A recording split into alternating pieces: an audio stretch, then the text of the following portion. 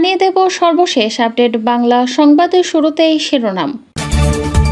অন্তর্বর্তী সরকার কদিন থাকবে তা জানালেন আইন উপদেষ্টা আসিফ নজরুল।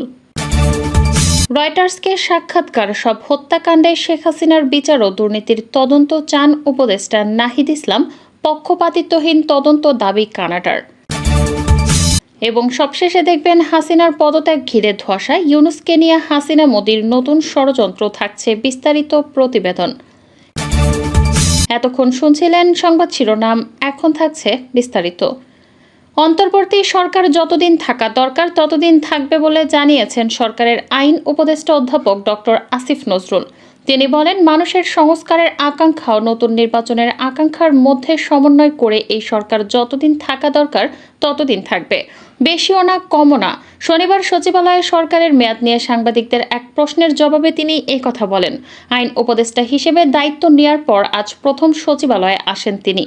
ডক্টর মোহাম্মদ ইউনূসকে প্রধান করে গঠিত বাংলাদেশের নতুন অন্তর্বর্তী সরকারকে স্বাগত জানিয়েছে যুক্তরাজ্য সরকার। দেশটির পররাষ্ট্রমন্ত্রী ডেভিড ল্যামি তার সরকারের পক্ষ থেকে বাংলাদেশের অন্তর্বর্তীকালীন সরকারকে স্বাগত জানিয়ে বিবৃতি দিয়েছেন। বিবৃতিটি যুক্তরাজ্য সরকারের ওয়েবসাইটে প্রকাশ করা হয়েছে। স্বাগত জানিয়ে ডেভিড ল্যামি বলেছেন, ডক্টর মোহাম্মদ ইউনূসকে প্রধান উপদেষ্টা করে গঠিত বাংলাদেশের অন্তর্বর্তীকালীন সরকারকে যুক্তরাজ্য স্বাগত জানায়। 14 জুলাই 2024 বিকালে গণভবনে সংবাদ সম্মেলন করেন শেখ হাসিনা। অবসর নামেই সংবাদ সম্মেলন, এটা ছিল এক নতুন ট্রেন্ড। শাড়ি থেকে কবিতা, কোনো কিছুই বাদ যেত না তার। সাংবাদিকের নামে হাজির থাকতেন স্তাবকেরা, প্রশ্নের নামে চলত দীর্ঘ বক্তৃতা। এমন এক প্রশ্নের উত্তর দিতে গিয়ে শিক্ষার্থীদের কটাক্ষ করেন শেখ হাসিনা। বলেন, মানে কি মুক্তিযোদ্ধার সন্তানরা মেধাবী না, যত রাজাকারের বাচ্চা নাতিপুতিরা মেধাবী। তার এই মন্তব্য প্রতিবাদের রাতেই ক্ষোভে ফেটে পড়ে ঢাকা বিশ্ববিদ্যালয়। 15 বছরের শাসন আমলে প্রথম চ্যালেঞ্জের মুখে পড়েন তিনি। 14 জুলাই থেকে 5 আগস্ট কিভাবে সবকিছু তছনছ হয়ে গেল। ইতিহাসে কখনো কখনো এমন হয়, কয়েকটি দিনে এমন সব ঘটনা ঘটে যা 100 বছরেও ঘটে না। শুরুতে অনুসরণ করা হলো পুরনো রীতির, ছাত্রলীগ নামিয়ে দাও। আওয়ামী লীগ সাধারণ সম্পাদক ওবায়দুল কাদের প্রকাশ্যেই শাসালেন। ঢাকা শহরের সব মাস্তান জড়ো করা হলো ক্যাম্পাসে, ছাত্রীদেরও পেটালেন তারা। এরপর নামানো হলো পুলিশ, বিজিবি, র্যাব, রক্তে রঞ্জিত রাজপথ। আবু সাইদের ঝাঁঝরা বুক যেন বাংলাদেশের হৃদয়। কি অসীম সাহসের সঙ্গে বুক পেতে দিয়েছিল এক তরুণ। গুলিবিদ্ধ হওয়ার পরও উঠে দাঁড়িয়েছিলেন। অনেকে অবশ্য বলেন, আবু সাইদের বিশ্বাস হচ্ছিল না স্বাধীন দেশের পুলিশ নিরস্ত্র কোনো যুবকের বুকে এভাবে গুলি চালাতে পারে। তারপর প্রতিটি দিনই ছিল রক্তাক্ত। লাশের কাউন্টডাউন করতে গিয়ে নিউজ রুমে আমরা ক্লান্ত হয়ে পড়ি। বাংলাদেশের ইতিহাসে আগে কখনো এমন ঘটনা ঘটেনি। কবরে অজ্ঞাত লাশের সারি, কত মানুষ মারা গেলেন তার সুনির্দিষ্ট হিসাব এখনো পাওয়া যায়নি। কয়েকশো মানুষ নিহত হয়েছেন এই নৃশংসতায়, যার বড় অংশই তরুণ। অন্তত 32 শিশু নিহতের খবর দিয়েছে ইউনিসেফ। এই নির্মম নিষ্ঠুরতা অবশ্য মানুষ মেনে নেয়নি। তারা গুলির মুখেও রাস্তায় নেমেছে। এটা অনেকেই বিস্মিত, হতবাক করেছে। এই সাহসের উৎস কোথায় তা অজানা। এই লেখক খেয়াল করেছেন, রোববার দুপুরে তার অফিসের পাশের রাস্তাতেই কয়েক ঘন্টার সংঘর্ষ চলে, যেখানে পুলিশ ও ছাত্রলীগ নির্বিচারে গুলি চালায়। আন্দোলনকারীদের লক্ষ্য করে তারা মারা যায়, কিন্তু পিছু হটে না।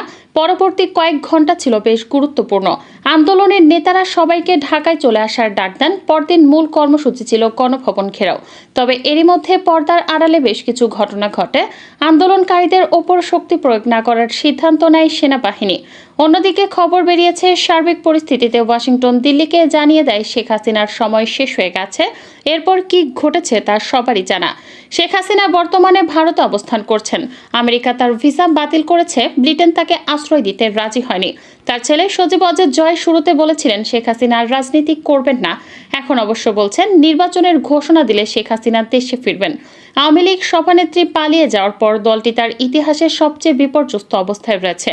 সাবেক মন্ত্রী, শীর্ষ নেতারা কেউ বিদেশ চলে গেছেন, বাকিরা আত্মগোপনে আছেন। কেন এই পরিণতি? এর প্রধান কারণ জনগণের ক্ষমতাকে তুচ্ছ করা, গণতন্ত্রকে বিদায় করা। বঙ্গবন্ধুকে হত্যার পর একটি বিয়োগান্তক পরিস্থিতিতে আওয়ামী লীগের হাল ধরেন শেখ হাসিনা। গণতন্ত্রের জন্য দীর্ঘ সংগ্রাম করেন তিনি। ভোট ও ভাতের অধিকারের জন্য তার নেতৃত্ব লড়াই করে আওয়ামী লীগ। এরশাদের পতনের পর অনেকেই তাকে ক্ষমতায় দেখছিলেন, কিন্তু বিস্ময়করভাবে বিএনপি সে নির্বাচনে জয়ী হয়। এরপরও রাজনীতির মাঠে লড়ে যান তিনি। একটি সহিংসতাপূর্ণ আন্দোলনের পর অনুষ্ঠিত নির্বাচনে জয়ী হন তিনি। 1996 সাল থেকে 2001 সাল পর্যন্ত তার শাসনামলের অনেকেই প্রশংসা করেন। নানা ঘটনা পেরিয়ে 2009 সালে তিনি বিপুল সমর্থন নিয়ে সরকার গঠন করেন। বিশেষত তরুণ সমাজ তার প্রতি নিরঙ্কুশ সমর্থন জানায়। তবে মানুষের আশা ভঙ্গ হতে বেশি সময় লাগেনি। সময় যত গড়িয়েছে দলের ভেতরে এবং দেশে তিনি নিরঙ্কুশ কর্তৃত্ব প্রতিষ্ঠা করেছেন। দলের সিনিয়র নেতাদের করেছেন কোণঠাসা। 2014 সালে একতরফা নির্বাচনের পথে হেঁটেছেন।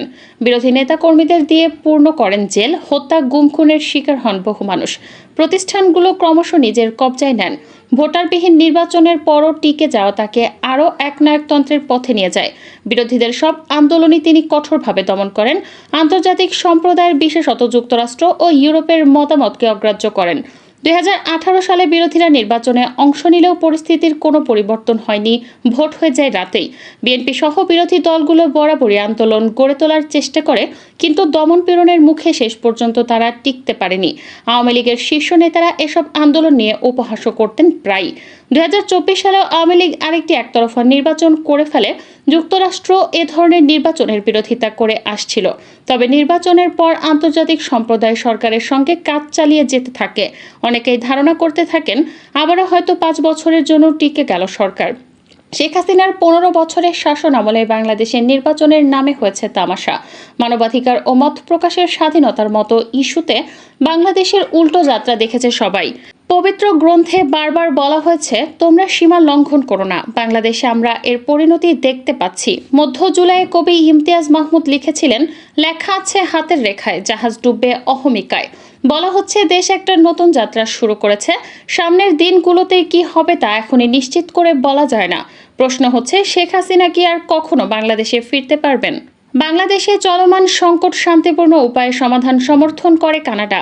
একই সঙ্গে সব হত্যাকাণ্ড ও সহিংসতার পক্ষপাতিত্বহীন তদন্ত দাবি করে তারা।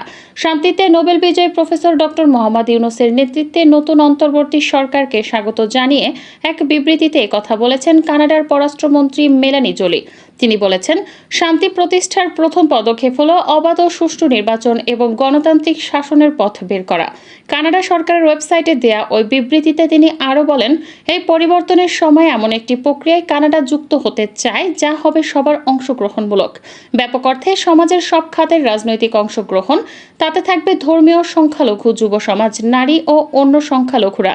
মানবাধিকারের প্রতি সম্মান, আইনের শাসন মেনে গণতান্ত্রিক রীতি, অংশগ্রহণমূলক সরকার গঠনের নীতিতে সব দলকে একসঙ্গে কাজ করার আহ্বান জানায় কানাডা। একই সঙ্গে সবাইকে শান্ত থাকার আহ্বান জানায়।